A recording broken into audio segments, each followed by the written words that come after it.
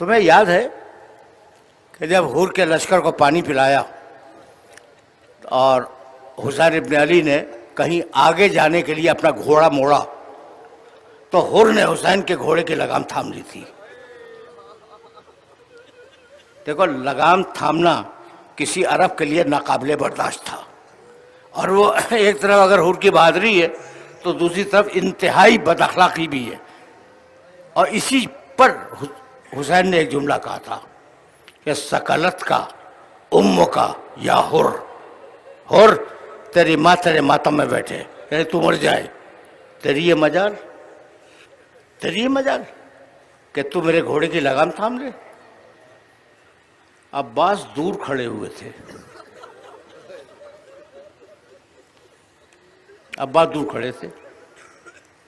حر کانپنے لگا اور کہنے لگا فرزند رسول آپ نے تو میری ماں کا نام لے لیا، لیکن میں کیا کروں کہ آپ کی والد ماجدہ کا نام میں وضو کے بغیر لے بھی نہیں سکتا.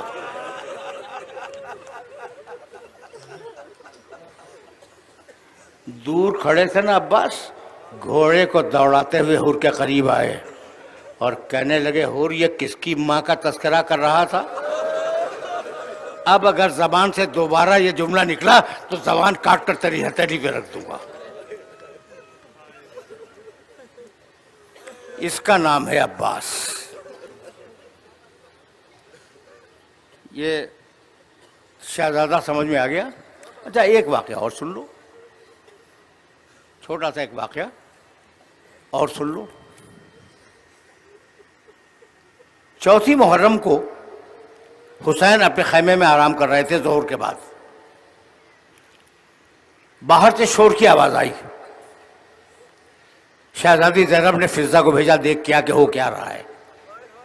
فضہ گئی، واپس آئی اور واپس آنے کے بعد کہا بی بی یزید کی فوج والے کہہ رہے ہیں خیمہ نہر سے ہٹاؤ،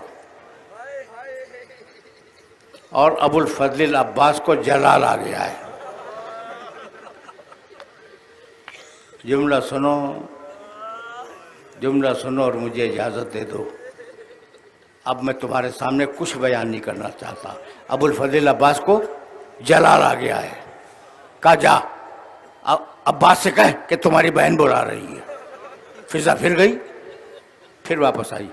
کہا بی بی میں کیا کروں، کن پٹی سے پسینہ گر رہا ہے، چہرہ سرخ ہے، آدھی تلوار نیام سے باہر ہے، اور انہوں نے زمین پہ خط دے دیا ہے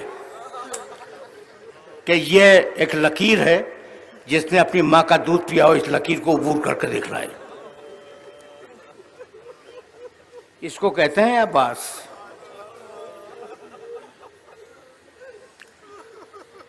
اب اتنے جلال میں جب عباس ہو تو اسے روکے کون؟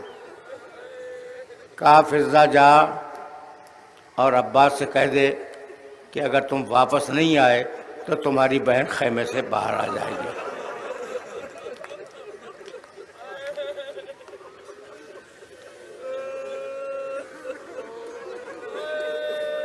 بس یہ جملہ عباس کو خیمے میں واپس لے آئے اور سر کو جھکا کے گوشے میں کھڑے ہوئے. یہ ہے عباس. اب آخری جملہ عرض کر دوں. ایسا عباس ایک مرحلے پہ آیا، کہا مولا مجھے جنگ کی اجازت ہے. کہا نہیں عباس نہیں، تمہیں جنگ کی اجازت نہیں. جب مجھے معلوم ہے کہ عباس پیدا ہوا تھا کربلا کے دن کے لیے، تو کیا عباس کو نہیں معلوم ہوگا؟ سوچنے لگے کہ میں پیدا ہوا ہوں کربلا کے دن کے لیے، اور میں کہتا ہوں مولا اجازت دیجئے، کہتے نہیں عباس نہیں. تھوڑی دیر بعد پھر آئے، مولا مجھے جنگ کی اجازت ہے. کہا عباس تمہیں جنگ کی اجازت نہیں ہے، کیسے دوں؟ کہا مولا سبب کیا ہے؟ کہا کہ عباس تم میری فوج کے علمدار ہو. علمدار کو کیسے رخصت دے دوں؟ فنظر یمینا و شمالا. عباس نے دائیں دیکھا، عباس نے بائیں دیکھا اور کہا کہ مولا وہ لشکر کہاں ہے؟ آخری جملہ، اب وہ لشکر کہاں ہے؟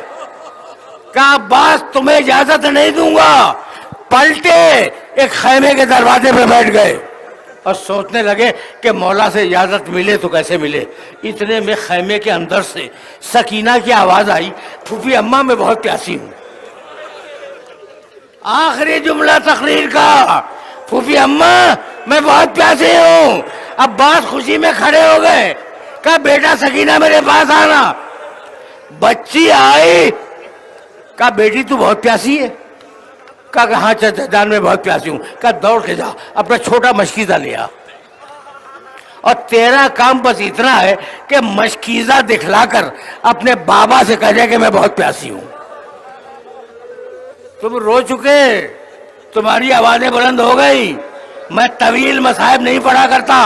بچی گئی، مشکیزہ لائی، عباس نے بچی کو گود پہ اٹھایا، آئے حسین کے پاس۔ حسین نے کل 2 جملے کہے۔ عباس میں سمجھ گیا کہ تم سکینہ کو کیوں لائے ہو، جاؤ میں نے تمہیں پانی لانے کی اجازت دے دی۔ یہ تو کہا عباس سے، اور بیٹی سے کہنے لگے بیٹی اب تو چچا کو اجازت دلوا رہی ہے، جب راہ کوفہ شام میں ظالم تجھے تماچے ماریں گے تو بہت یاد کرے گی چچا کو۔ یہی سبب ہے کہ جب شمر کا تازیانہ اٹھتا تھا، بچی چچا کے سر کو لو کر نیزہ میں دیکھتی تھی، کہتی تھی واہ اماں واہ عباس۔